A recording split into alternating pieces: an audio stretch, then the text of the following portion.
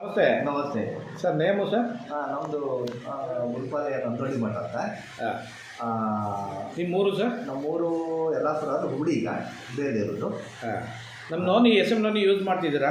ಎಷ್ಟು ದಿನದಿಂದ ಯೂಸ್ ಮಾಡ್ತಿದ್ದೀರಾ? ಮತ್ತು ಇದರಿಂದ ಏನು ರಿಸಲ್ಟ್ ಸಿಕ್ಕಿದೆ ಸರ್? ಈಗ ಈ ನೋನಿ ನಾವು ಬೇರೆ ಕಂಪ್ನಿ ನೋನಿಯನ್ನು ಎಲ್ಲ ವಾಪರಿಸಿದ್ವಿ. ಅದು ಈ ರಿಸಲ್ಟ್ ಬರಲಿಲ್ಲ.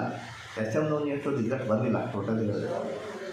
ಒಂದೇ ತಿಂಗಳು ನನಗೇನು ಪ್ರಾಬ್ಲಮ್ ಇತ್ತಂದರೆ, ಸರಿ ನಿದ್ರೆ ಬರ್ತಿರಲಿಲ್ಲ, ಸ್ವಲ್ಪ ಹೊಟ್ಟೆ ಒಬೆಸಿಟಿ ಇತ್ತು, ಆ್ಯಸಿಡಿಟಿ ಇತ್ತು, ಹಾಗೂ ನಿದ್ರೆ ಬರ್ತಿರಲಿಲ್ಲ.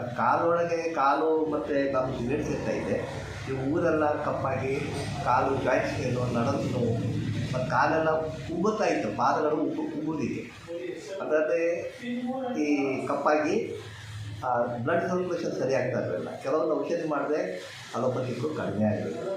ಸೊ ಬೈದಿರಾಯ ಈಗ ನಾ ಏನು ಮಾಡಿದ್ದೇನೆ ಅಂದರೆ, ಈ ಎಮ್ ನೋನಿಯನ್ನು ತೊಗೊಳ್ತಾ ಇದ್ದೆ. ಈಗ ಒಂದು ತಿಂಗಳು ಆಯಿತು, 3 ವಾರ ಆಯಿತು.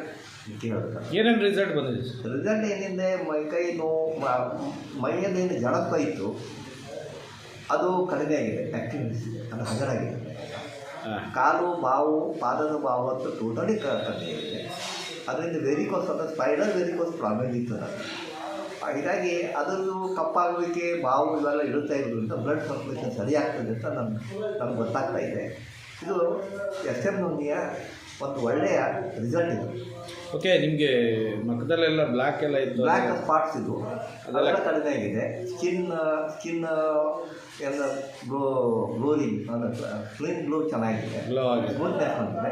ಸ್ವಲ್ಪ ಅಲರ್ಜಿನೂ ಇತ್ತು. ಅದು ಬೇಸಿಗೆ ಅಲರ್ಜಿ ಅಂದರೆ ಮೈಯೆಲ್ಲ ಕಟ್ತಾಯ ಇವೆಲ್ಲ ಇತ್ತು, ಬೆಂದವೆಲ್ಲ ಕಣ್ಸಲ್ಲಿ ಗುಳ್ಳೆ ಇರ್ತಾ ಇತ್ತು.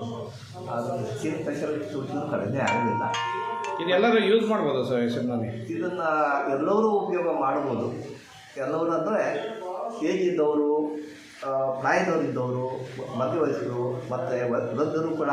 ನನ್ನ ವರ್ಷ 73, ಅದಾಗಿ ಕೂಡ ನಾನು ಆ್ಯಕ್ಟಿವ್ ಆಗಿದ್ದೇನೆ. ಈ ಎಮ್ ನೋನಿಯ ನಾನು ಪ್ರತಿನಿತ್ಯ ತೊಗೊಳ್ತಾ ಇರೋದ್ರಿಂದ.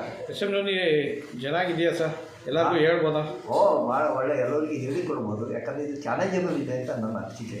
Okay, thank you sir, thank you.